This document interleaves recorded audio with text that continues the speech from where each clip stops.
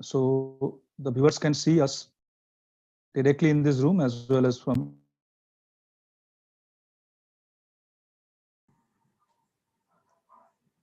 কিছু করা গেল না না ভিডিওটা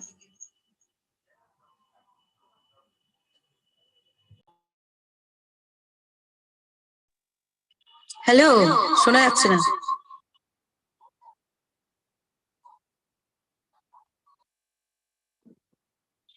ম্যাডাম আপনি শুনতে পাচ্ছেন?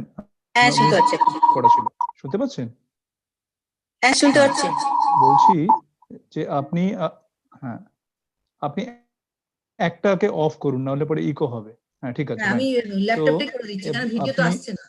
হ্যাঁ ল্যাপটপ না না ঠিক আছে, ল্যাপটপের ক্যামেরা সেটিং এ যান আপনি। আপনি ওখানে ওই লগ আউট করে যখন লগ ইন করছেন, হ্যাঁ ল্যাপটপে লগ আউট করে আবার লগ ইন করুন একবার। আচ্ছা ঠিক আছে okay. Will start sharp at 7:30 ma'am. হ্যাঁ ইয়া ল্যাপটপটাকে অফ করে দেবো? আপনি কি এখন কিসে আছেন? আপনি তো মোবাইলে। মোবাইলে আছেন কি ল্যাপটপে আছেন? মোবাইলে আছি। মোবাইলে আছেন, ল্যাপটপ তো বেরিয়ে গেছেন। হ্যাঁ ল্যাপটপটাকে বেরিয়ে গেছেন তাই তো? ল্যাপটপটা সুইচ অফ করে দাও। লিংকটাকে না না না ল্যাপটপের লিংকটা ক্লিক করুন এবার। Once again you try from laptop. Yeah আচ্ছা okay. You just try to click the link. Just a minute.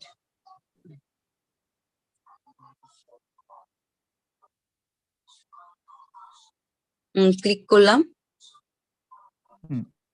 Open Zoom meeting, ওখানে গেলাম। ইয়া জয়েন দেয়ার।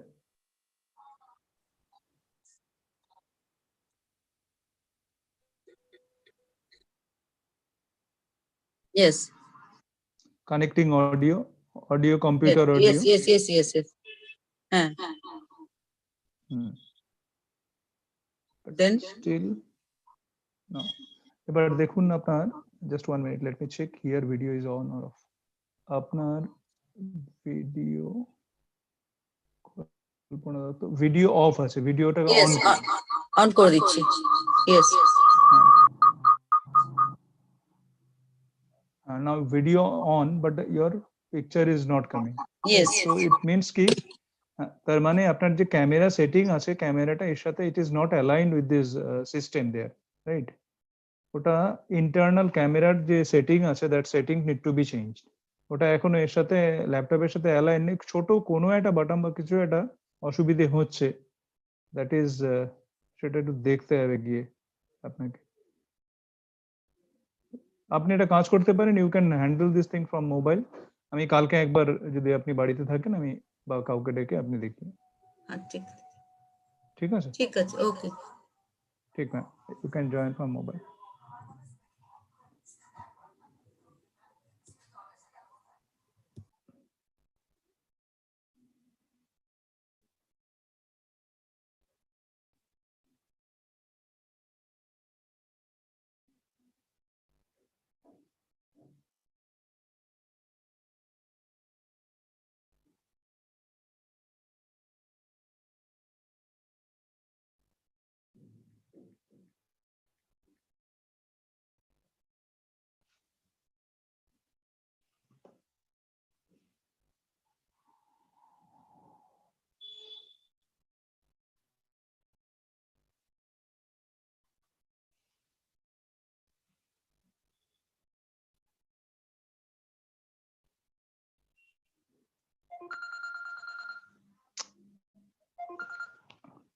হ্যাঁ ম্যাডাম বলুন। সেটা সেদিন ল্যাপটপ থেকেই করলেন না? ছোট্ট কোনো কি আছে ওখানে, যে কিটা বেসিক্যালি ইয়ে হচ্ছে আপনার অফ করা আছে। আমার মনে হচ্ছে কোনো সেটাই হচ্ছে ব্যাপার। এখানে আমার অকওয়ার্ড লাগছে জিনিসটা, যে একবার হচ্ছে একবার হচ্ছে না। সেদিন ফেসবুক লাইভে তো কোনো অসুবিধা হলো না, আপনার পুরোটা ঠিক ছিল। না আপনি আজকে ইয়ে করবেন না, মানে একদম প্যানিক করার, আপনার মোবাইল থেকে একদম ভালো ভিউজ আসছে। হ্যাঁ মোবাইল থেকে, হ্যাঁ মোবাইল ইজ ফাইন। সো আমি আপনার এখানে এসে দেখে দেবো, বা আপনি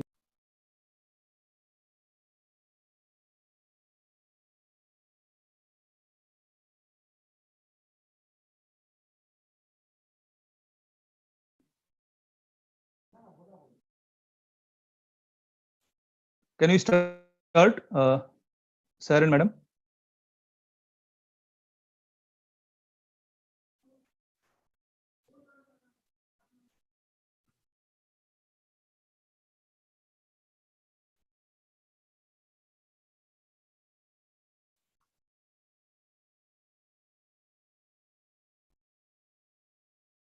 It's 7:30. Can we start?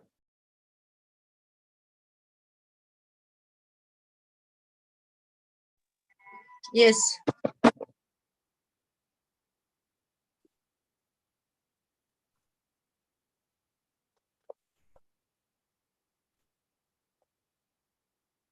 Shefali ma'am and Urjit sir.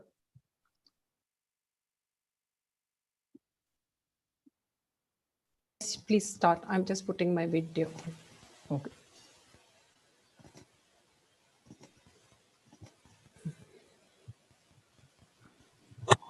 So, good evening, respected doctor.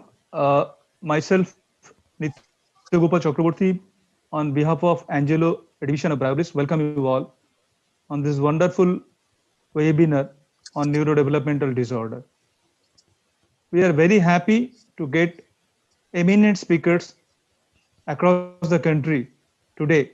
So, I am delighted to introduce the speaker. So, let me welcome our honorable guest speaker, Professor Dr. Shefali Gulati. Probably express their gratitude to get Madam here in spite of her very busy schedule. So Madam has spared time here. So Madam doesn't need any introduction, but still I'm trying to put the thing. Uh, Dr. Shefali Gulati, Professor and Coordinator of DM Pediatric Neurology Program, Faculty, Center of Excellence and Advanced Research for Childhood Neurodevelopmental Disorder, Chief of Child Neurology Division, Department of Pediatrics, AIMS, New Delhi. Madam is having a lot of association. Just I try to put the things. A few founder member, Association of Child Neurology since 2004, advisory board member, Academy of Pediatrics Neurology, IAP 2019, chairperson elect, Academy of Pediatric Neurology, IAP 2021. Yes, we are very happy to announce Madam had got the accreditation, the global accreditation. She has been selected as a global senior leader from INSAR, India, December 2020. So congratulations, ma'am. And so far the qualification is concerned, so we have just tried to put a few. Madam is the MD Pediatrics, FAMS, FIAP, FIMSA, over 24 years and over 20 years as a faculty. So a lot of our international and international recognitions are there, recognitions and awards are there. So Madam has been rather felicitated with the Sheila Wallace Award, first Indian recipient by International Child Neurology Association 2014, Fellowship Award by Faculty of Medicine, McGill University and ICNA 2010, Lifetime Achievement Award by National Neurology Chapter of IAP 2014, 4 AIMS Excellence Research Award 2019, 18, 17, 14, 6th DRIC Varma Excellence in Research Award 2018, Amrut Modi Unichem Prize 2015 by ICMR, Dr. S. Janaki Memorial Oration by National Academy of Medical Science 2016, Fellow NAMS 2016, 342 publications in various international and national journals. We are honored to get Madam here as a speaker. Welcome, Madam. Thank you. Thank you so much. Thank you for your kind words. Can I share my screen? Yeah, Madam, can I just Okay, put the okay. introduction Sure, here? I sure, think sure, all the sure. faculties. And we have got the today Professor Dr. Kalpana Datta as a moderator of this session. Professor Dr. Kalpana Datta is the Professor of Pediatrics, Medical College, Kolkata, Program Director, Pediatric Center of Excellence in HIV Care, MCH Kolkata, National Trainer for IMSAM, ARSH, RBSK, and Pediatrics HIV. TRG member of India for Pediatrics HIV East Zone Coordinator of Pediatric Neurology Chapter IAP. President West Bengal Academy of Pediatrics Neurology 2015 and 19. Vice President West Bengal Academy of Pediatrics 2018-19. I think executive board member of West Bengal IAP 2016-17, executive board member for pediatric neurology chapter IAP 2017-19, convener West Bengal AP Association of Pediatrics, their women's wing. Welcome, Professor Dr. Kalpana, Madam, here in this forum, and we are honored to get you as a moderator for this program. Welcome, Madam Kalpana Datta. Thank you. And we do welcome our honorable guest speaker today, Dr. Arijit Chattopadhyay. Dr. Arijit Chattopadhyay is a pediatric neurologist associated with Peerless Hospital, Kolkata. He has more than 19 years of experience in the field of pediatrics neurology. Sir has done his MD pediatrics from London and pursued the fellowship from Royal College of Physicians and Royal College of Pediatrics and Child Health, UK. Certificate on completion of the specialist training in pediatric neurology. Welcome, Dr. Arijit Chattopadhyay, in this forum. Briarbliss express their gratitude to get the speakers of such honor. So I would like to request Madam Kalpana Datta to take the chair and start the session, ma'am. As a moderator. Good evening, everyone. And I welcome Madam, all can the... you hear me? Yeah. Is it audible? Hello? Is it audible? Yeah, ma'am. It's okay. Yeah. Okay. Audible, ma'am. Yes. Good evening, everyone. And at the outset, I would like to thank the Briarbliss for providing such a wonderful digital platform for this since the lockdown has begun, and they are continuing. Really, it's a very important platform to communicate from the different parts of the country. Now, so we are communicating different parts of the country in a very easily. And I welcome Dr. Shefali Gulati and Dr. Arijit Chatterjee for this session. And it's my pleasure and honor to moderate this session of these two eminent speakers. And they are very good at and eminent in their own field. And Dr. Shefali will be talking on use of technology in the neurodevelopmental disorder, including autism. Use of different technology in neurodevelopmental disorder has gained his momentum in the last decades. And we know the earlier the intervention, the outcome will be earlier. So I'll invite Dr. Shefali, please come and present your deliberation. Thank you. Thank you so much, ma'am. Thank you for the kind words and thank you for the opportunity. Thank you for the opportunity to share our work and the current status of technology in neurodevelopmental disorders, including autism spectrum disorders. So it's dedicated to all the children and their families with special needs. Basically, the neurodevelopmental disorders, what has been the journey thus far in the last 20 years and how it's important to go the E-way. What are they? What is the prevalence? What is the need of the hour? And what are the steps taken towards the fulfillment of the need? And what are the recent advances using technology available today and beyond? Shani Bryan was a school dropout and unable to write because of dystonia. But he said, I do not have a disability. I have a challenge. And he wanted to overcome the challenge and he wrote a book after that. So basically now we have to see the disability beyond the medical model.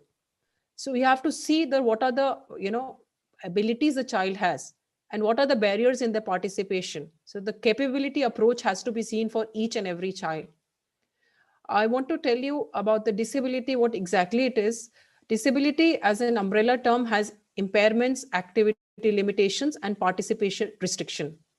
And what I want to tell you next is very, very important. Disability is the interaction between individuals with a health condition and the personal and environmental factors. The personal and environmental factors can be modified very easily. So that is very important for us to understand. And neurodevelopmental disorders account for more than 28% of years lived with disability and at least 1 in 9 deaths. Before proceeding further, I want us to understand that there are 3 terms: impairment, disability, and handicap. Impairment is at an organ level. If I have a problem in my right arm, so that is an impairment. If I'm not able to do my job as a professor of pediatric neurology, it is going to be a disability for me at an individual level. If I'm not able to contribute to the society, it's going to be handicapped. So from an organ level to an individual level to a societal level. And the next thing is 3 levels of prevention are there: primary, secondary, and tertiary. In the past, we used to have only tertiary prevention, which had only rehabilitation and with some rehabilitation devices, which were there, and mostly were vision and hearing support and locomotor support were there. But now everything has been modified and improved. There is primary prevention to prevent the occurrence of the condition, because we have to understand from research that what are the conditions which are causing and what are the modifiable risk factors that will be addressed to in primary prevention. Secondary is early diagnosis, which we all pediatric neurologists and pediatricians have to understand and do. That is very, very important. And tertiary prevention is doing the rehabilitation, and rehabilitation has come a long way. And I've already mentioned you about the primary prevention. And we also keep talking about inclusion in schools. We have to talk about inclusion in society. Neurodevelopmental disorders consist of cerebral palsy, epilepsy, global developmental delay, autism, ADHD, learning disabilities, neuromuscular disorders, vision hearing impairments, and speech and language disorders. So it's practically the whole of pediatric neurology. Why it is becoming important more and more? Because the sicker newborns are surviving, smaller newborns are surviving because of SNCU's global pan-India. And then you have sicker children surviving in the intensive care. So all the diarrheas, dehydration, and severe pneumonias, they all are surviving. So now children are surviving. So there is a paradigm shift from improving survival to upcoming challenges of the neurodevelopmental issues. And something very important, there's some risk operating for a developing child in LMICs like ours. There is poverty, poor stimulation at home, malnutrition, both in the child as well as in the mother. So that's why the addressing of the nutrition of adolescent girls and their humanization is very important.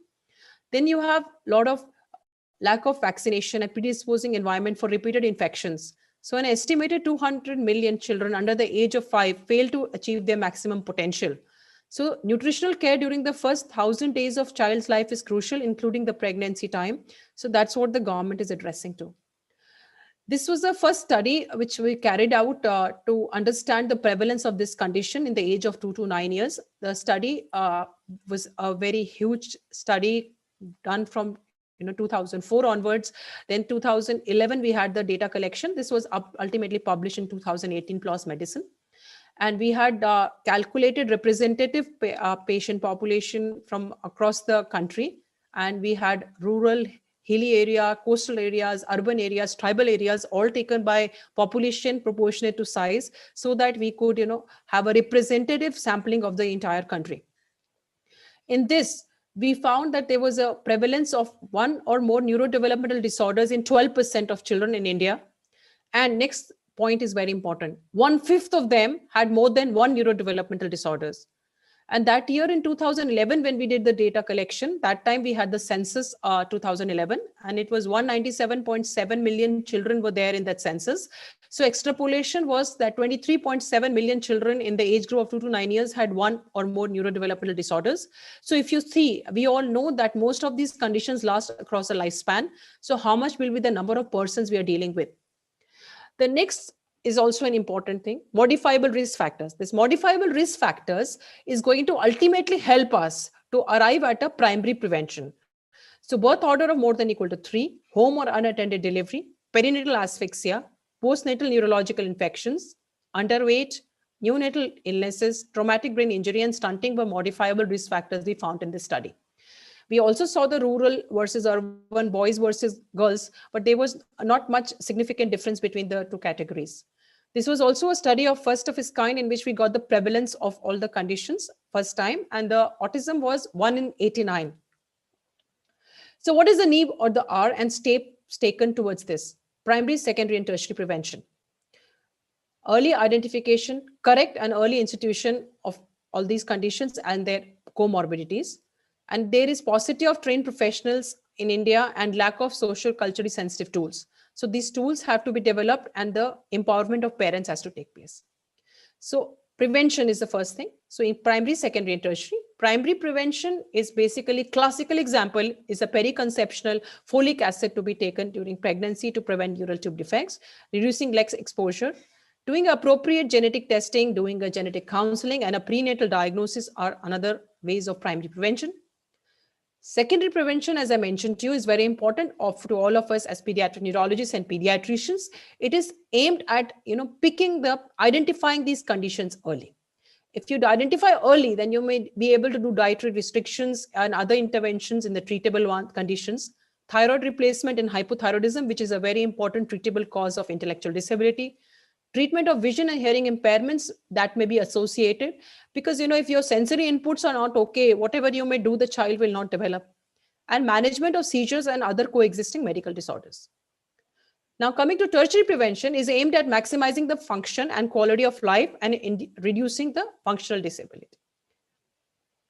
The next is early identification, correct diagnosis, and early institution of management of and associated comorbidities. And it's important to have socio-cultural sensitive tools. So we have these tools which are there. They are screening tools. The neurodevelopmental screening tool was developed during the part of the INCLIN study, which I had shown you the prevalence data of. And in that tool, we had 2 to 9 years, we had developed this tool. This tool is an 11 question screen and now currently being used in Rashtriya Bal Swasthya Karyakram for screening at the peripheral level. Then this is the ages and stages questionnaire. We have adapted it for less than equal to 2 years. Then we had diagnostic tools of autism, ADHD, epilepsy, and neuromotor impairment. So initially, INCLIN tools were made for 2 to 9 years. And then we had an AIMS modified version. We extended the age group to go up to 18 years in epilepsy and neuromotor impairments, from 1 month to 18 years for both of them. For autism, made it 1 to 14 years. And for ADHD, made it from 6 to 18 years. And for autism and ADHD, we use the DSM-5 criteria to modify these INCLIN tools, because when INCLIN tools we had made, that time the DSM-4 TR was the gold standard, because the DSM-5 came in 2013. So all these tools were modified and we carried out the validation. And for the ages and stages questionnaire type third 3 ASQ3 version, also we did a socio-cultural adaptation and validation. The NDST, which I told you as a screening tool, has an 11 question, which has been used in the RBSK. Then coming to the ASQ, we actually first did the Hindi translation only of this tool to pick up these children and had a gold standard of DASI. And then we found that it was good to pick up children with delays in severe risk and moderate risk newborns, but it was not very good for mild risk. So we included 21 professionals from SAARC countries and India, and we did a socio-cultural adaptation and Hindi translation. And this tool, we finished the validation January 2020, and this has a good psychometric properties to pick up. As of now, we've not made a mobile app, but we'll be taking permission and making a mobile app for this. Then the autism tool, which was a diagnostic tool, the AIMS modified is based on DSM-5. So what initially was diagnosed as PDD, NOS, Asperger, autism, CDD, Rett's is now as autism spectrum disorder. And in that we have a questionnaire is there and responses are there of yes, no, and unsure. And this was published in PLOS 1 in March 2019. And this has good psychometric properties. And something very important is there that we have a scoring also. So we have a scoring which has been validated against the CAR scoring. So we can use it for scoring as well as diagnosis. Then, actually what happens is in the 30 to 40% of parents report concerns prior to the child's first birthday. So we can identify, both that some behaviors which are seen abnormally and some behaviors which are not there in the first year of life. So we developed another questionnaire which had 62 items. Between 1 to 6 months, we had 20 questions, 6 to 21 questions, and 12 to 18 months, 21 questions. And we validated it. And we found that they could pick up children with autism spectrum disorder as much as first 12 months of age. But, there is obviously a debate whether we want to label the child in the first year or not. But obviously, the importance is to pick them up early to start intervention. Labeling can be done later. We're going to go out for another study to validate it in many other sites. Then the ADHD tool, which we had modified and validated, had also very good psychometric properties and also had a good severity scoring. This is published in Neurology India 2020. The epilepsy tool also, which is from 1 month to 18 years, has also good psychometric properties. And this was published in Epilepsy Research. And AIMS modified NMI tool. what happens is a child is coming to a pediatrician as a motor impairment, is not coming to a patient, the clinician as a CP or neuromuscular disorder, muscle dystrophy, or post meningoencephalitic sequelae or stroke. So we coined the term NMI, and this tool helps a clinician to diagnose whether the child has CP, neuromuscular disorder, or any post meningoencephalitic sequelae or stroke. It also has good psychometric properties and was published in Frontiers in Public Health. As I told you, the neurodevelopment screening tool is used at a peripheral level in the Rashtriya Bal Swasthya Karyakram, and the original INCLIN tools which were there were being used at the district level. The new modified tools are in process for approvals. What is important is, it is very difficult for a clinician to go on applying the tools, then you have to, because the questions are age specific also. So we've developed it into a mobile apps. Initially, I had developed 4 mobile apps for all the 4 conditions separately, but because it was a learning exercise for me also, you could not store the data for a patient on that app. So ultimately, last year in February, we made this app, which is Ped Neuro AIMS Diagnostic. It is available freely on Apple and Google Play Store. And you can they have 4 diagnostic tools. All of them are in one app. And you can diagnose autism, epilepsy, ADHD, and CP and other neuromuscular disorders from the same app. And you can store the data of your patient. The questions, you put them the age of the child, and the questions which are age specific will come, and you'll keep answering yes and no, and you'll get to the next one. So it is very simple to use, and it can be very beneficial and can be used by point of care physicians. It is quite simple. Next is there is a paucity of trained personnel, and and the lack of knowledge about the management and all in the professionals. So we made a web-based platform for wider access to remote parts of the country for professionals and parents. This was launched by the Honorable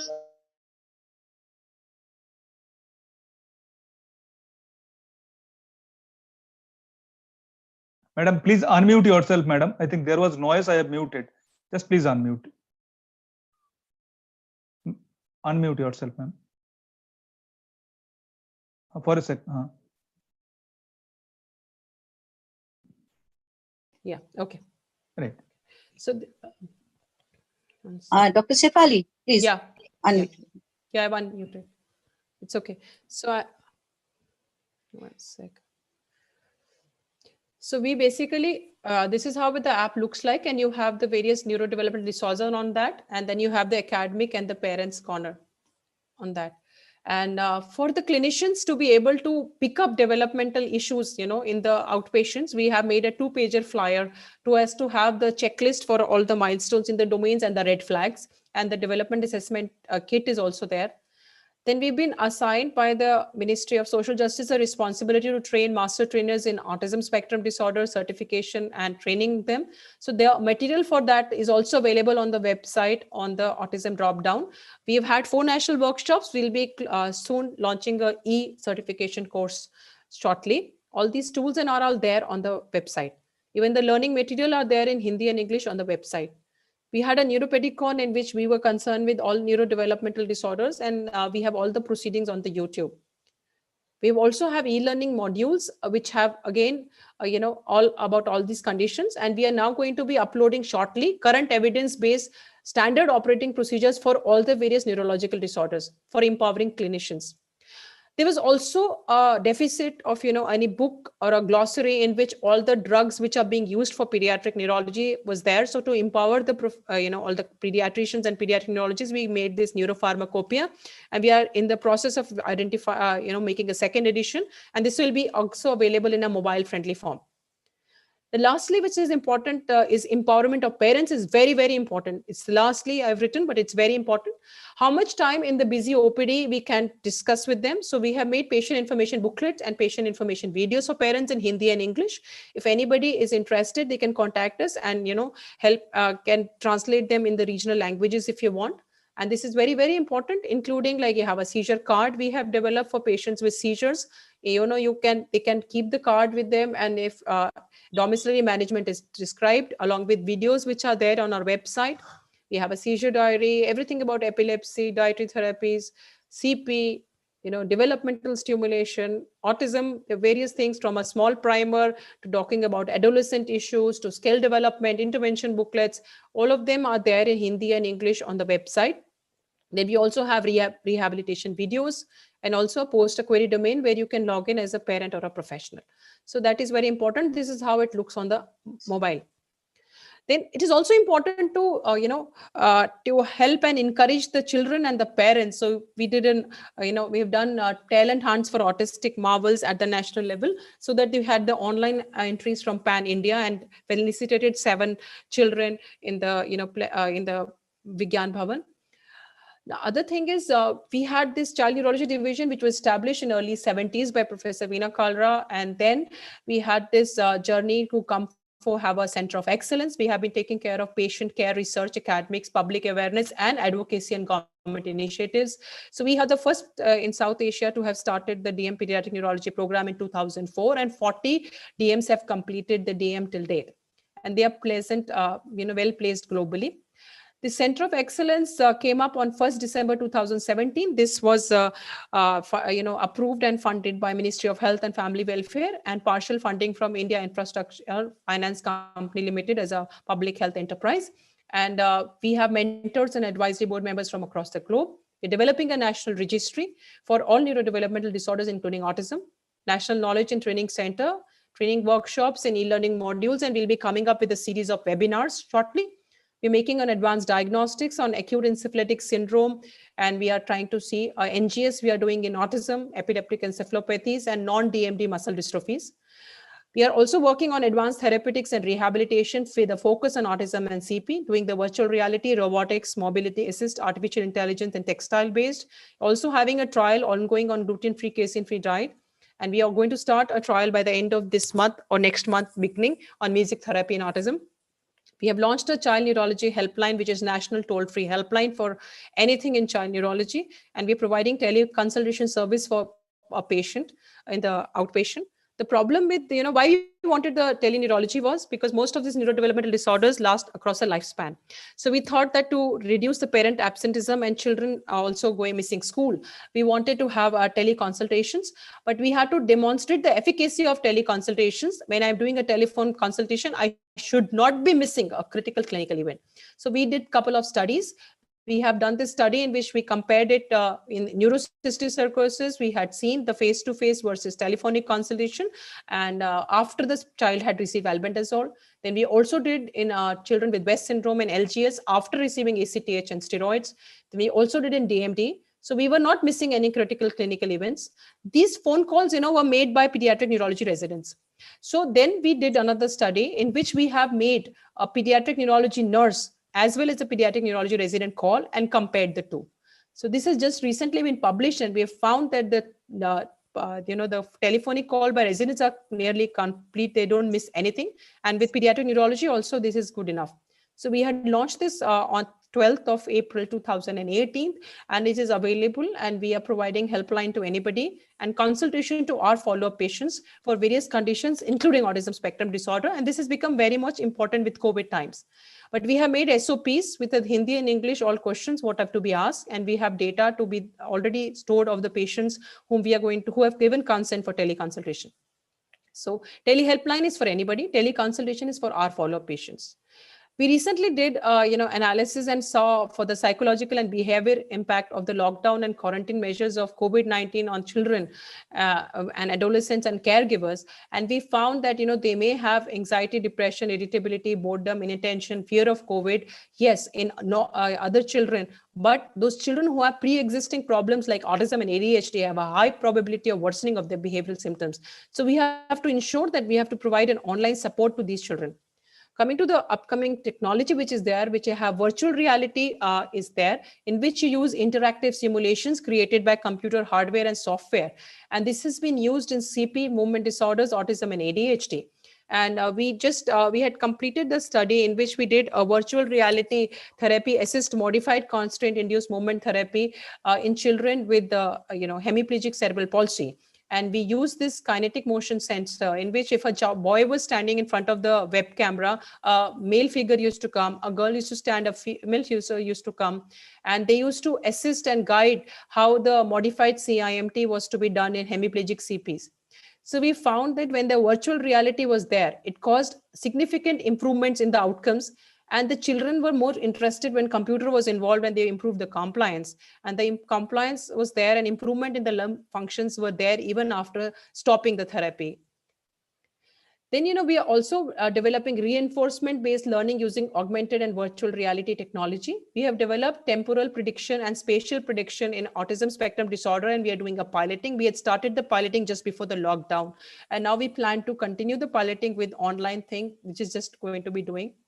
We also developed digital elements. We were added to a live view as augmented reality. This also has been developed, and we'll be just doing shortly a pilot followed by an RCT. Then coming to artificial intelligence is the use of computers and technology to simulate the intelligent behavior and critical thinking, and can be used for diagnosis, treatment, as well as predicting outcome. So what has happened is in CP, it has been used, in different ways, to develop, people have used it to develop diagnostic algorithms, which are there, and that can help for that. Or it can be used to help in mobility devices. They can adapt the navigation depending on the, the obstacles which are there in when the person is walking, and also the communication devices for optimal speech generation. We are developing artificial intelligence-based multisensory interactive module and robotic toys for improving prediction skill in autism spectrum disorder. And we had recently finished a study in which we developed a structured remedial intervention program for dyslexia, and we had shown that there was significant improvement post the intervention in fMRI. We are developing this whole protocol into an artificial intelligence-based. Coming to transcranial magnetic stimulation, this has been used, and we just completed a study on repetitive transcranial magnetic stimulation as an adjunct to modified constant movement therapy alone. And primary motor cortex of one hemisphere suppresses the activity of the contralateral primary cortex. And in this, we had done the inhibition of the normal hemisphere by low frequency TMS. And this we had done, and we saw that the child, they improved the functions in the upper limb on the arm, which the side which was affected after giving the TMS. We were doing a randomized trial in which we gave either the TMS or a sham TMS. The coil was the same, the feeling the child received was same. So they did not understand, it was totally blinded. And we found that the improvement in the upper extremity score was much better in those who given TMS. So and this was also sustained after 12 weeks. And we are studying right now, doing a study for using TMS in children with autism spectrum disorder. And we have also finished a study on focal epilepsy, intractable one. So this autism spectrum disorder would be an interesting one when we are able to complete. Coming to other neuromodulations in epilepsy, we can do deep brain stimulation, which can be done with CP. That is generally done for dystonias, and it has been shown to be improving for primary dystonia. Coming to textiles can be used. We have developed a weighted compression vest for hyperactivity in children with autism spectrum disorders, and we're developing compression garments for cerebral palsy children, and going to be developing drooling scarf for the children with siluria. This study which we completed, in which we studied on hyperactivity and inattention and core symptoms in children with autism spectrum disorder, we found that there was a beneficial effect on hyperactivity and attention, but the symptoms returned to the same problem returned once you stop using these jackets. So we are modifying, and we need more studies to go on. We may have to, we have to modify and use feeding utensils and devices with some modification for helping these children within coordination and in CP to eat better. Eye tracking devices have been used. We developed, along with University of Reading in UK and Sangat and IIT Mumbai and Birkbeck College and Nottingham Trust University, we have developed a screening tool for autism risks using technology, using a tablet which has eye tracking measures. And that has been used in children with autism. And this has been used in another study, which is communication-centered parent mediated treatment of autism spectrum disorders, which has been led by Manchester and Sangat. And we are testing the home-based management and using all this iMobile, I think, tracking developed, and also doing a video recording of sessions with the parents and understanding how they are going to be doing. It's very important to empower the parents. And something very important, most of the children with autism spectrum disorders, the parent will say, when will my child speak? So we have to focus on speaking, but it's more important right now to understand and trying to explain to parents that communication is more important. We have to understand what the child is trying to tell us, and we have to be able to, he's to be able to understand what we are going to be giving the commands. So it's important to have a augmentative and alternative communication, so that we are developing a mobile app for autism spectrum disorders for this, in this regard. It's very important to develop small writing aids for these children who have issues with the coordination, and then this filled with CB. Ambulatory aids are there now. Better aids are coming with the walker, which can be anterior or posterior. Now robotic devices have come up with, depending on what has to be involved, what support has to be given, and we are also developing some as a part of our center of excellence thing.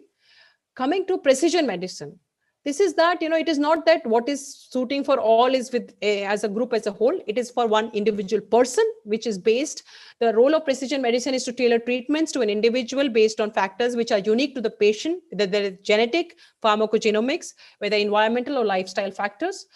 This slide is there, which is showing that, the total, there was a human understanding of the structure of the human genome, which was there. Human genome project finished in 2003. Then there was a underlying the biology of the genome, then underlying the biology of the disease, then understanding, advancing the science of medicine. And then now it is going to coming up to individualize the treatment for children, patients. This, in the era of genomics, we have to understand that there is something called radiogenomics. Precision medicine is targeted as identification of genetic alteration of prime importance, but radiology has an important role in bridging the gap. And there are certain phenotypes based on the imaging which will guide us that which genetic tests you do, and this is what is called as radiogenomics. And this is there. So basically, clinical, radiological, and genetic together will give us the best diagnosis. In CP, there has been precision medicine depending on various genes or genetic defects found. There are some specific therapies which are available. For epilepsy, we had some specific targets based on the therapy, with genetics which are available. There is something called as nanotechnology in CP, in which they have dendrimers. They are soft globular molecules, and they allow for the target, the drug delivery and gene delivery. They are being used, and they allow to carry the drug inside the central nervous system. And there are various kinds of nanocarriers. So there's something which is coming in the future. Nothing is finished when without talking about stem cells. Umbilical stem cells have been shown to lessen the clinical and radiological effect of hypoxic brain injury and stroke in animals. But the clinical effect in CP in children is still under investigation. And their trials are on, but right now there is nothing available as of now. Some trials have shown some benefit, yes, but it is still long way ahead. Something which has come up new, which I want to mention, is induced pluripotent stem cells. And you develop the stem cells. There's from the fibroblast and all, you may develop a stem cells, and then that one, you may like to do genome editing in the stem cells and then put it inside the humans. So there is something, a lot of research going on. There are some trials are going on for muscle dystrophies, and the US FDA has granted an orphan drug designation to some VTA 110, which is also based on induced pluripotent stem cells. We also have done this. We have developed, we have done muscle cells from the, you have a skin biopsy. In the skin biopsy, you have the sweat glands which are there. So from the erector pylori, we have developed muscles, and this was this Pooja who had a PhD thesis for that. This was published, but this is still long way to go till they actually would be able to do it in children. And now, we're talking more beyond. We're talking about exosomes, which are there from mesenchymal stem cells, which can be given for the, therapies, which is going beyond. Also, there is a gut-brain axis. We have done a study along with NDRI in which we have shown that the gut microbiome is different in children with autism. And there is an RCT going on in which we are studying the use of probiotics in children with autism.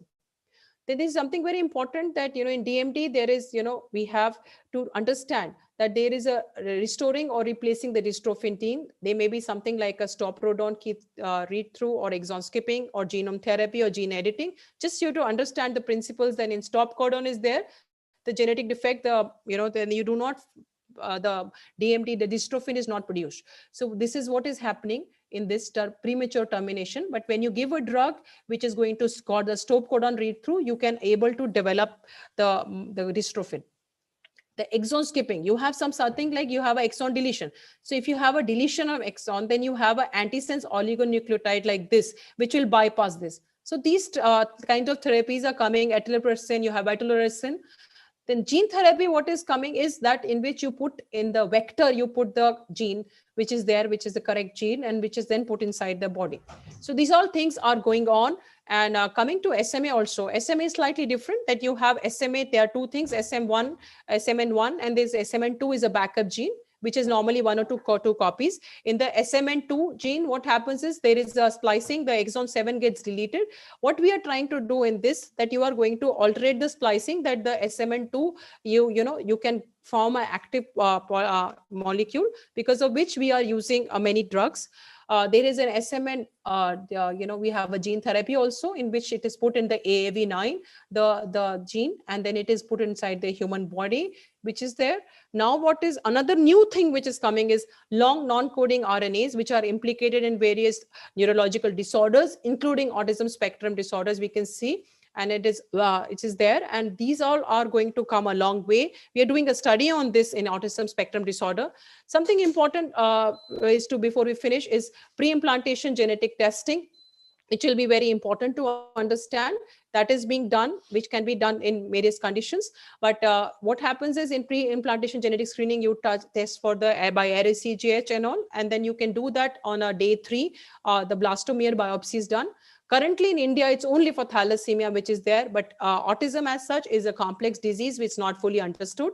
So it is not possible to perform a pre-implantation genetic diagnosis. We can just have a risk assessment based on various factors which are there. There's currently, many factors are associated. They're just association. We are also working on advanced paternal age and poor lifestyle on sperm epigenome as a possible etiology. And there are studies which have shown that outcome of pregnancy after the invertebrate fertilization, after doing a pre-implantation genetic screening, may be beneficial in certain children. We have to understand that, we have to first understand a full causative factors, then only we can do that. Then there are certain mobile apps which are available globally for children and their parents with various neurodevelopmental conditions. And this is an Exon Maps plural app which is there. Depending on the genetic mutation in Duchenne muscle dystrophy, you can put, and they'll give you an advice whether you have any treatment available. So basically, it's said that superior doctors prevent the disease, mediocre doctors treat the disease before it's evident, and inferior doctors treat the full-blown disease. So I think we have to try and become superior doctors. And I thank to all my collaborators, and most importantly to children and families who have participated in the projects and who have given us an opportunity to treat them. And I have acknowledgement to all my mentors all along in all these years, starting from Dr. Meherban Singh till date. And I want to tell you that we all know that, Albert Einstein had autism, and we also know that it is very important to understand even Marie Curie had autism. So it is quite important to understand that we have to identify the problems and try to maximize a child's potential. It is just a beginning of the journey on this long path. If anybody wants to read anything, it was an article I wrote on neurodevelopmental disorders, the journey, the dreams, and the realization, which was updated till about 3 years back when I was given the Sarla Janki oration. And we have to just remember that it's that the differently able can challenge the world. And it's not only important to make any differently able child count, but also capable. Thank you for some patient listening. And thank you, sir, Dr. Shefali, for your nice, wonderful deliberation. It is always pleasure to hear from you. And I really appreciate your vast and extensive work around all the types of the neurodevelopmental disorders, including clinical applications and their genetic and all, including autism spectrum disorders. I think I request all the participants, if you have any queries, please put your questions, and the Dr. Shefali is ready to answer your all queries. If you have any queries. Dr. Shefali, please stay with us. We'll have a second session. If there's any queries, they will put. Then we'll ask the question again. I'm there. Yeah. Okay. So now I request Dr. Arijit Chatterjee to please share your screen and start your deliberation. And Dr. Chatterjee will be talking on the epilepsy management in autism spectrum disorder. As we know, it's quite common nowadays, 1 in 59 in American Academy of, in Western countries, and in India it is 160 to 1 in 100. And the outcome of the autism children depends upon the comorbid conditions. So we know the one of the most common comorbid condition in autism is epilepsy, and it is more so if there is a genetic disorders, underlying metabolic disorders, or any learning intellectual disabilities. And treatment also, there are some drugs which should be given, should not be given. I think all the queries will be explained by Dr. Chatterjee. Dr. Chatterjee, please start your deliberation. Okay, thank you, Dr. Kalpana, and I hope I'm audible and visible to all the participants. Yes, sir. Perfectly all right. Perfectly all right. So after that exhaustive session with Dr. Gulati on the aspects, different aspects of neurodevelopmental disorders and neurodisability, I'm going to be talking about a very specific topic, which is management of epilepsy in children with autism. And it's going to be a very practical approach, what the pediatric practicing pediatrician needs to know, some sort of advice to the postgraduate students on the topic and so on. So epilepsy and autism is a very common co-occurrence, and Dr. Kalpana was saying, in different studies, the frequency of epilepsy in autism has ranged between 5 to about 40%. There has been higher incidence from the literature in the West. The majority onset of epilepsy in autism is above 10 years of age, according to the literature, but all of us in our practice have seen children with autism who have developed epilepsy in the first decade. And what is known is that intellectual disability greatly increases the risk of epilepsy in children with autism. Does epilepsy cause autism? That is a big question. Well, epilepsy does not cause autism. However, certain epilepsy syndromes are associated with autism-like behavior. For example, the Landau-Kleffner syndrome, which is the acquired aphasia, where you do get epilepsy in a child, as well as some aphasia or speech regression. Also in West syndrome, particularly in tuberous sclerosis, you will find regression of speech and behavior suggestive of autistic traits. Now coming to both of these conditions, which are coexistent, evidence now favors a common underlying cause for both conditions, whether they come from the environment or from the genetics. Both are very important issues in the etiology of both epilepsy and autism. And here is a big list of different syndromes that you can see. And I'd like to concentrate on the Down syndrome.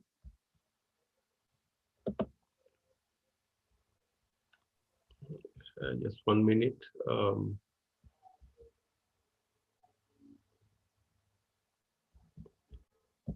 The Down syndrome, where you have in different studies about 25 to 60% of children having autism, as well as up to 100% of children, 13% of children or 8% of children having epilepsy, and sometimes seizures occur significantly more often in autism and Down syndrome than in Down syndrome only. Again, at the bottom, if you see tuberous sclerosis, complex autistic features in about 10 to 50% in different studies, seizures in 70 to 80% in different studies, and a combination of both in 75 to 100% of patients with both of them in a study by Wisnitzer in 2004. There are also environmental factors like air pollution, intrauterine infection, mother taking anti-epileptic medications like sodium valproate during pregnancy, brain damage arising during delivery, neonatal factors such as severe neonatal jaundice, and different metabolic disorders that can give rise to both autism as well as epilepsy. A very interesting slide here, which shows that in this study by Hashimoto in 2001 and previously from a study in 1971, it shows that if you have children with epilepsy, you find that most of the spikes, intraocular spikes that you see in children with epilepsy will be from the posterior aspects, meaning the occipital areas, whereby if the same intraocular spikes for autism children, you have a lot of them having the frontal spikes. About 75% of children with autism will have spikes coming from the frontal areas of the brain. So this is also very interesting. As Dr. Shefali was mentioning, there are different comorbidities related to autistic spectrum disorders like ADHD, anxiety, as well as sleep problems. These are the common three. ADHD, as we all know, is a common feature in children with epilepsy, with autism, and in children with both conditions together. Some children with epilepsy present with features of ADHD that are the results of frequent epileptiform discharges, and therefore, if you treat the epilepsy, you might get improvement of the ADHD. However, ADHD can result as an inappropriate anti-epileptic medication use. For example, if you give phenobarbital or benzodiazepines or even vigabatrin for different types of epilepsy, you might get an evidence of ADHD. Methylphenidate is one of the safe and effective medications in children with ADHD concomitantly having seizures or EEG abnormalities, and is one of the most common medications that is used by both pediatric neurologists as well as child psychiatrists. Anxiety is a common feature in children who have epilepsy and autism, and cognitive behavior therapy and other psychology interventions are very important in these children. And if those are not effective, then you can think about giving low dose risperidone in conjunction with your child psychiatrist. Sleep problems are again a very common problem in children with autism, with or without epilepsy. And you also have to think whether these children are suffering from nocturnal seizures.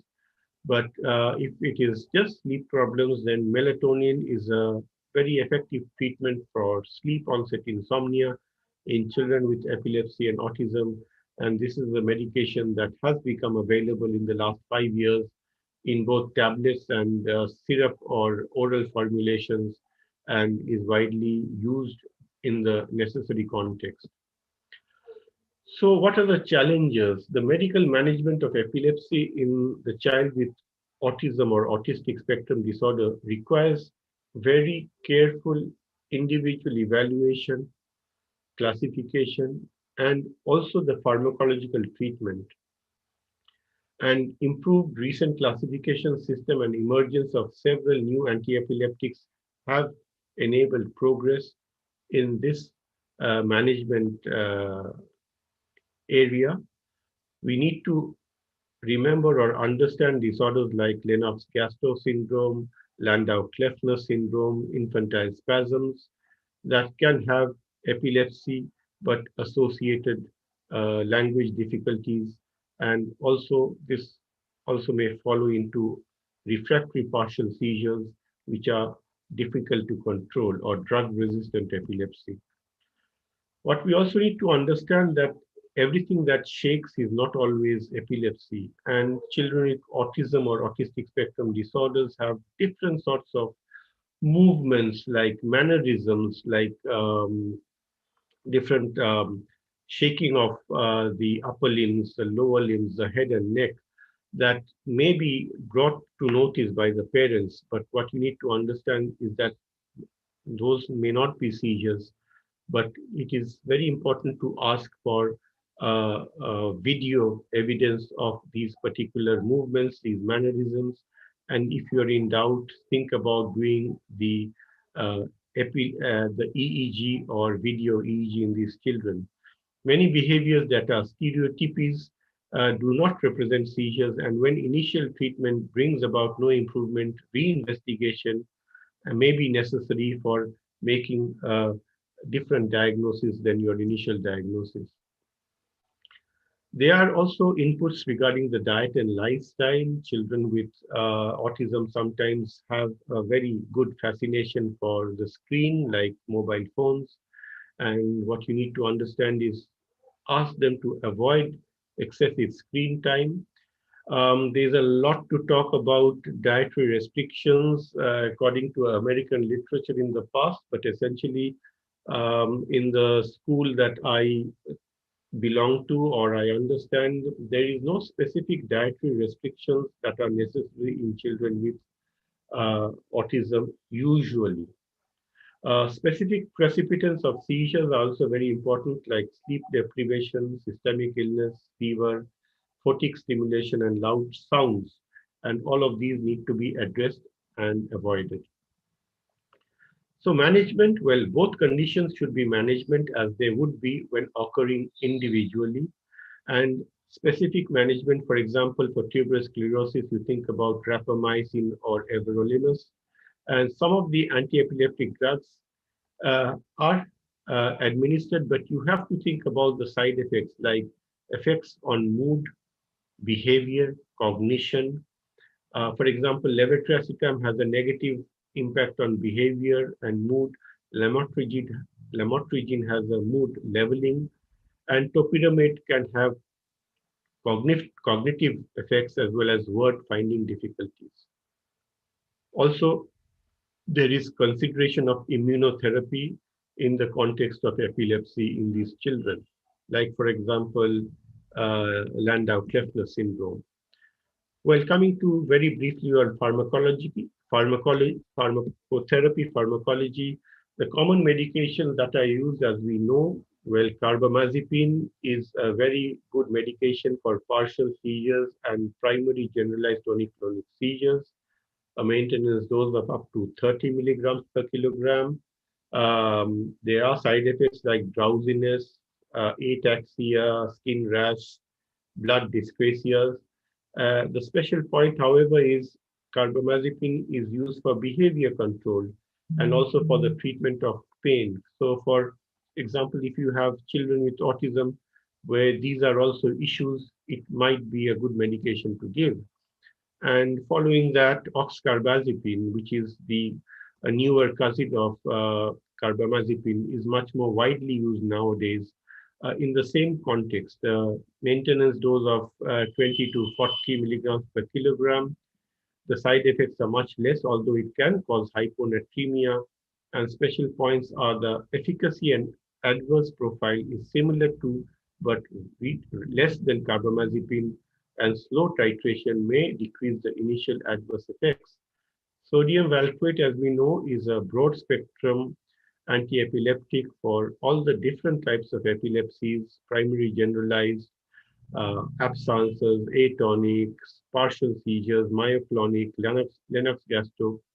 The usual maintenance dose is between 20 to 50. There are different side effects that are mentioned, including hepatotoxicity, pancreatitis, and blood dyscrasia. So you need to be very careful.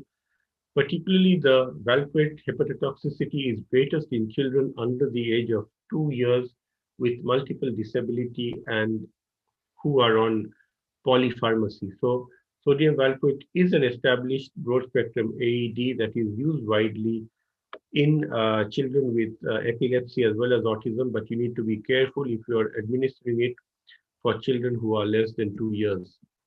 Phenytoin is a very good medication that is used in the acute setting, meaning intravenous in the status epilepticus setting. However, long term, because of the side effects that are mentioned, as you can see, including skin rash, hepatotoxicity, blood dyscrasias, and because of the non-linear kinetic and protein binding effects, this is a medication that is to be avoided for long-term use in children. Phenobarbital is a very good medication in the first year of life, maybe in the first 6 months, neonatal seizures, but that is a separate issue. If you are continuing to use it in the second year, you need to think about the special points, including the behavior adverse effects and drug interactions, and also the negative cognitive effects of this medication. So we, as pediatric neurologists, do avoid phenobarbital after the first year of life.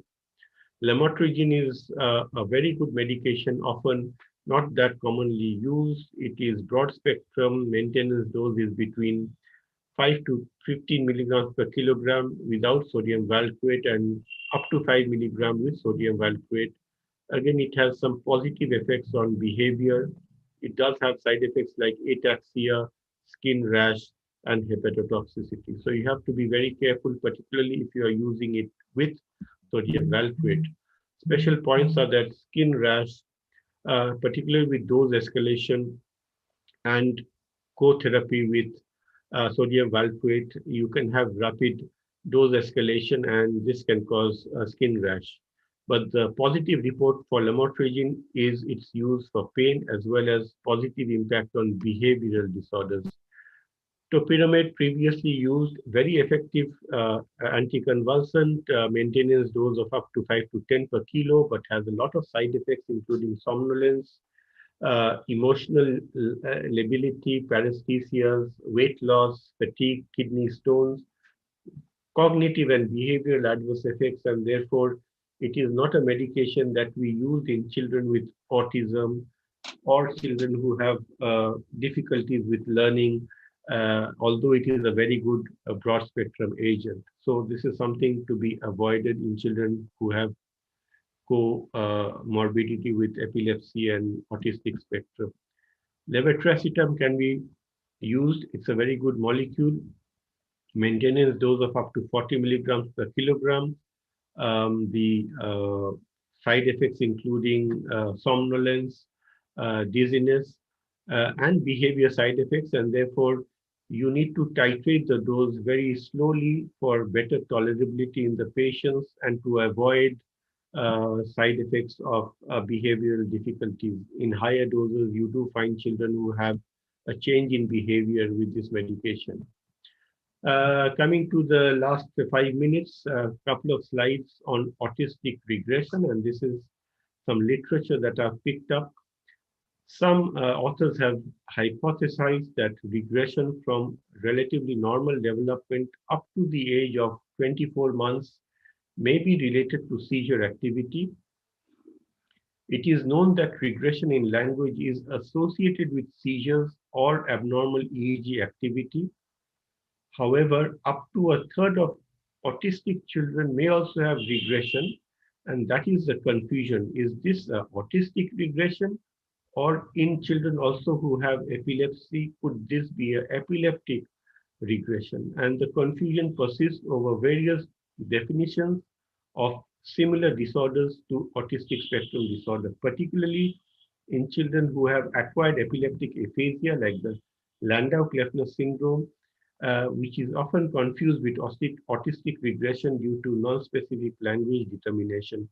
And in these children, definitely there is a very important role of doing the EEG, both in the awake as well as the sleep state, or even doing a video EEGs to try to clarify whether you could have a child who has Landau-Kleffner syndrome versus a child who doesn't have epilepsy but just has autistic spectrum disorder.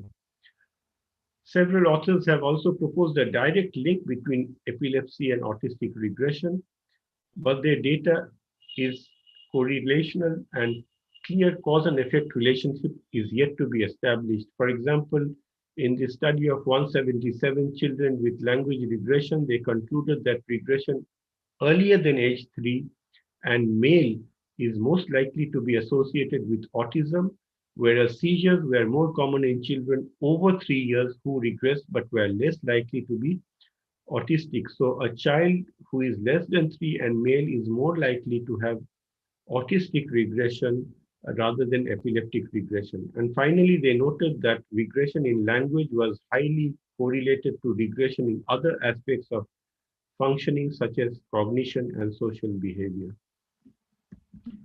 So in summary, epilepsy and autism is a common co-occurrence, 5 to 40%, like I mentioned earlier. In most cases, the link between epilepsy and autism arises from a common underlying factor, like I mentioned, environmental or genetic factors, and it is essential to ensure that the autistic features are not the result of inadequately treated epilepsy. That is what pediatricians, developmental pediatricians, pediatric neurologists need to be aware of. There are multiple genetic and environmental causes both for autistic spectrum disorder and epilepsy, and therefore a good management of autism and epilepsy is important and can greatly improve the quality of life. So both groups, it's a frequent problem, and therefore different strategies should be used for acute treatment and chronic treatment. Depending on the drug choice, there is no true drug of choice that can be used for all children with epilepsy. Treatment needs to be individualized. And as I mentioned and I discussed, oxcarbazepine and carbamazepine are very useful drugs in partial seizures because of their epilepsy control as well as their positive effects on behavior. Sodium valproate is a broad spectrum anti-epileptic drug for generalized convulsions and non-convulsive seizures, and also has a role in behavior therapy. Lamotrigine is a very useful anti-epileptic drug, but not frequently used. And there are different newer anti-epileptic medications which give or allow us alternative treatments, like I mentioned, like levetiracetam, lacosamide, and so on. And that may also have some positive effects on cognition and behavior, but we need to know the side effects as well. Thank you, and we can start the discussion. And Yes, Dr. Arijit, for your nice and lucid presentation. Thank you, Dr. Chatterjee. There is a few questions for Dr. Shefali also. And the first question from myself to Dr. Chatterjee is, okay, you have nicely explained all the drugs and the indications. What is the role of low carbohydrate or other ketogenic diet in case of epilepsy with autism? I would definitely say that ketogenic diet has a very important role in epilepsy, particularly drug-resistant epilepsy, drug-refractory epilepsy. Regarding autism, I would just take it as the same as treating the epilepsy. I wouldn't have any specific role of the ketogenic diet on the treatment for autism. I would specifically rely on the treatment of DRE or drug refractory epilepsy for the treatment of for the ketogenic diet. Yeah, unless some etiological factors are associated with autism, like genetic disorders or metabolic disorders. Exactly. Yes. Then yes. Otherwise the treatment is same, and you have to, if there's a behavioral disorders, absolutely, you have to avoid the drugs which causing behavioral disorders. Okay, thank you, Dr. Chatterjee. And there's a question. I have replied to the questions in the chat box. Okay. Yeah, I have sent, because alpha-synuclein has been shown to be reduced and beta has been shown to be high in some cases, but it is not enough to start using them. And you have, as I mentioned, there's a gut microbiota different in autism. You have some decreased forbicuities and you have more bacteroides. So that is why we are talking about probiotics. And there was something on the YouTube also, somebody had asked about the studies prevalence in India. So I said the prevalence studies India was the one which I mentioned, the INCLIN study, in which I was the network coordinator and site PI, which was published in PLOS Medicine. And another one, they asked about registry on non-neural development disorders. We are developing a registry and it will soon be available. It will be launched shortly. We are in the process of developing as a part of the Center of Excellence. So it will be Dr. available. Shefali, I'd like to ask one question. Is there a correlation with the biomarkers in ASD? or Yeah. any study you have done? What is your experience regarding biomarkers in ASD? Yeah, there are a lot of biomarkers being studied. We have just finished one study on oxidative biomarkers in autism spectrum disorder. So we are finding, some correlations are finding, and we have just got another study funded in which we will be doing, a lot of proteomics and all, and trying to study. So there are a lot of biomarkers, but as of now, if you tell to a clinician that this one you do is still not available. There are a Yeah. lot of studies which are gone, are being done. We are also part of that, but I mean, I cannot give you this thing to just study this and see. That's what somebody asked about the cyanocolin also. Their association showed. Right now we have to understand that autism is a clinical diagnosis. Idea is to pick up early. That's why the tool that the AIMS modified tool which is available in the app is addressed from 1 to 14 years. And we are also developing we have already developed another tool for less than 18 months, because we want to pick them up early. As I mentioned, labeling in the first year of life is debatable, but obviously if you have a screen positive in that situation, we can start off early intervention, which is very, very important, because before you develop stereotypies and all, if you start the intervention, your output is going to be much better. So that is what, and right now, and even there was something on eye tracking and all, which we have done, but still I feel the clinic, there is nothing right now, as of now, available as a biomarker or anything substitute for a clinical diagnosis. So we need these tools which are there. That's why these tools we are developing, which are socio-cultural sensitive. And what is important, I want you to remember in these tools which are there. For example, why do you need socio-culture sensitive tool? We had done a study on sleep problems in children with autism. So it was very difficult to have them to come and sleep. They don't sleep properly at home. Coming and sleeping in the hospital was difficult, but we did a polysomnography for all of them. So we found that around 78% of them had a positive sleep problem on a sleep questionnaire, which is CSHQ. Okay, but when we did the polysomnography, they all had some problem on the sleep. Then we analyzed. What happens is, on the sleep questionnaire, one exam question was, if the child comes and sleeps with the parents in the night, that was taken as something abnormal, but which is very normal in India. So all these things have to be social culturally sensitive. So that is why this autism what tool which we had developed, the inclin thing and the modified version, they all have, DSM-5 is there. Suppose one question is social emotional reciprocity. Now how we have to ask, what Dr. Arijit will ask, what you will ask, what I will ask, with XYZ will ask, will be different. So we have built social culturally sensitive examples to elicit those things. So that is why these tools have been developed. And you can't go on in a busy outpatient. You can't have questionnaires print out and see which age is there and what is there. So putting in an app form was so that it is of easing to use for the point of care clinician. So that was our idea. And okay, thank you, Shefali. And another question, is there what's your experience regarding functional MRI changes after behavioral integration therapy? We have not done functional MRI after intervention behavioral therapy in children with autism. Why?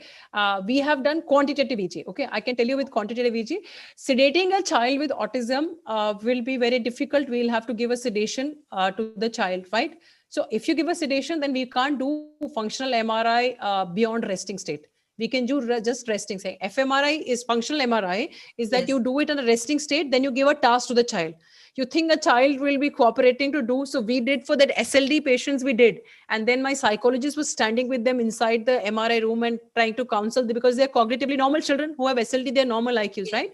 So that was okay. But doing for autism as was very difficult. So we've done a quantitative EEG, and we have given tasks and done for those who were obeying the task. We had seen that their attention span and all was, and your abstract thinking and everything, they were compromised when compared to controls. So with quantitative EEG is not like a normal EEG, that is there is a electro cap which is there.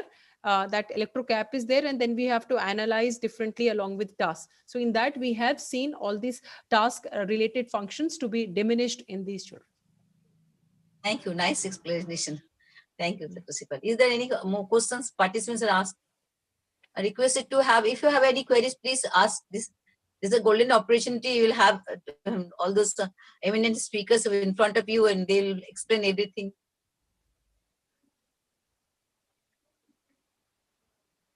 So participants, if you have any queries, please post your question or you can ask it. Okay, I think there's no more questions. So we can end here the session. Is it? Yeah. Okay, thank you, Dr. Chatterjee and Dr. Sefali, and Thank you. for your nice presentation and Thank you. explanation on all the autism and neurodevelopmental disorders. And thank you, Mr. Nityagopal Chakraborty, for your presence and creating this platform. Thank you all. Thank you, madam. Me, Nitya Gopal, on behalf of BioBliss, really express our gratitude to get you all here in this platform. Thank you all, and we will be expecting you soon once again. Thank you, ma'am. Thank you. Thank you. Thank you very much. All the respected Thank you. doctors attended. Yes, sir, Arijit sir. Thank you. Thank you. Good night. Thank Good you. night.